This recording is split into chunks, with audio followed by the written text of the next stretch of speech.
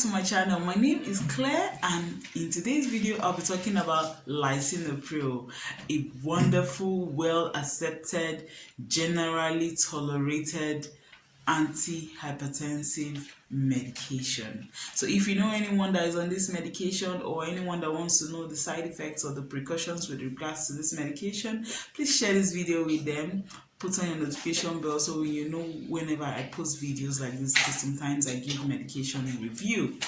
Lisinopril belongs to the class of drug known as ACE inhibitors. ACE simply means angiotensin converting enzyme inhibitor. They work by blocking the enzyme or inhibiting the enzyme that converts angiotensin 1 to angiotensin 2. Angiotensin 2 is a vasoconstrictor. So when this is blocked, you have dilatation. Once there's dilatation, then you have a reduction in blood pressure. Lisinopril also excretes excess sodium and water from the blood, but you would have an increased amount of potassium. This medication is taken once daily at a maximum dose of 40 milligrams. A little disclaimer here, this video is just to give you an insight or a little knowledge about your medication, okay? Thank you. I hope that makes sense. Its onset of action, as in when you start to feel the effect of lisinopril, is 1 hour after taking it, and its amount in the blood gets to its peak after 6 hours. Its total duration of action is for 24 hours, so most times it's taken once a day, because when it's taken once a day, it's important for you to take it at the same time every day. Some people wonder, when is the best time to take your lisinopril? Usually some recommend at bedtime, so that if you experience the side effects of dizziness, you can just take it and then go to bed.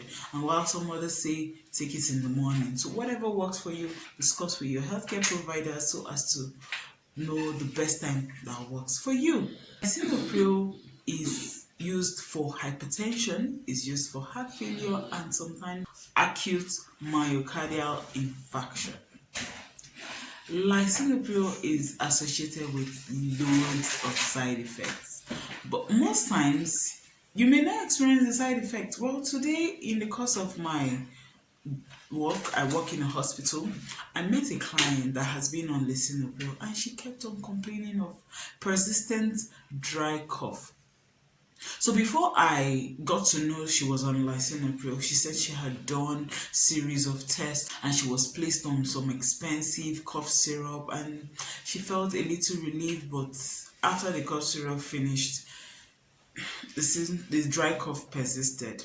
So I asked her, are you on any antihypertensive? She said yes, she has been on one for over 3 months.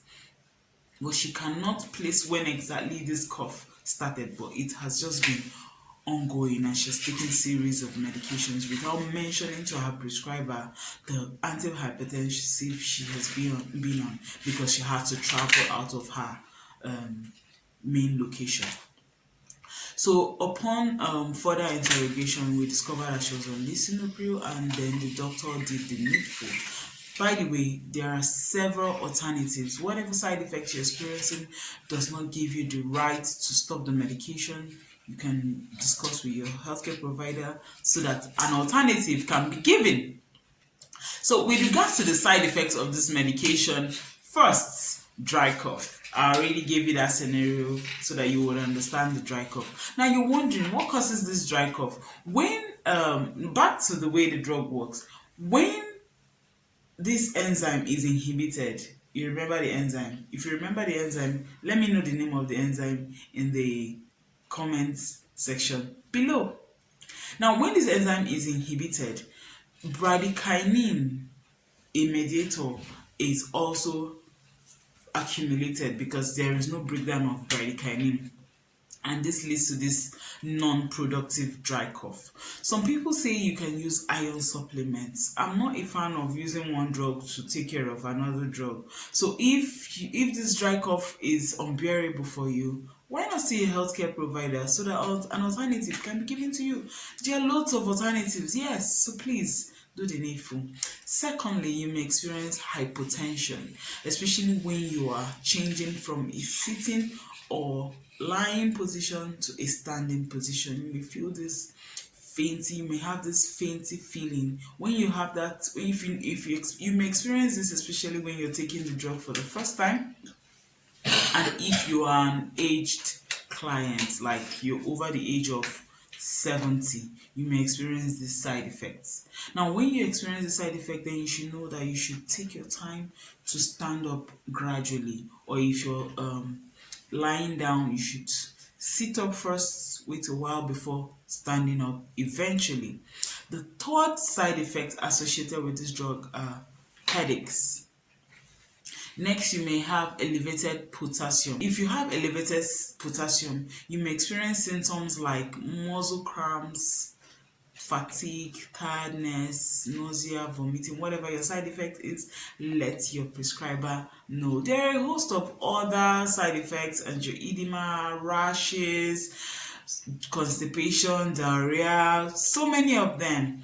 Let me know your parents' side effects, or let me know your own side effects, or let me know your client's side effects in the comment section below. Moving on to the precautions. Firstly, avoid potassium supplements or foods that have high amount of potassium, like your bananas, your avocados, your leafy greens.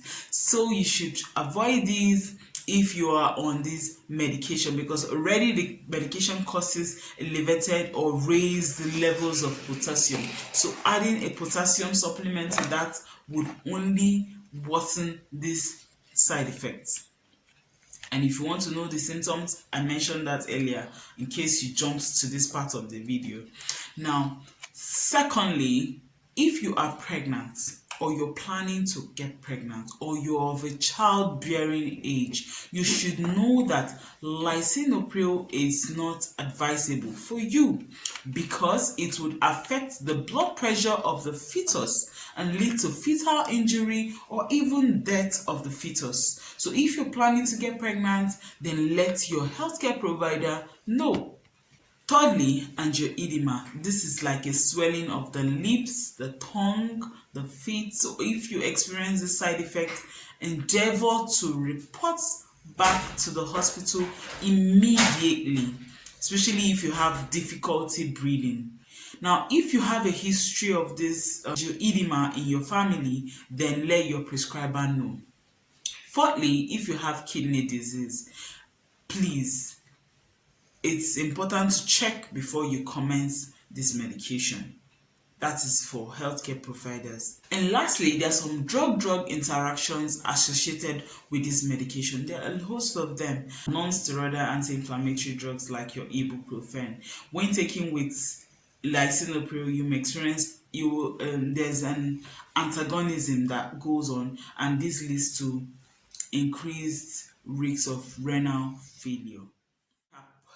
In this video, I talked about how lisinopril works by inhibiting ACE. I talked about the side effects like dry cough, hypertension, headache. I talked about precautions like avoiding potassium supplements, avoid using it in pregnancy. Let your prescriber know if you have kidney failure, drug interactions, and angioedema. With that, I hope this has given you insights with regards to lisinopril.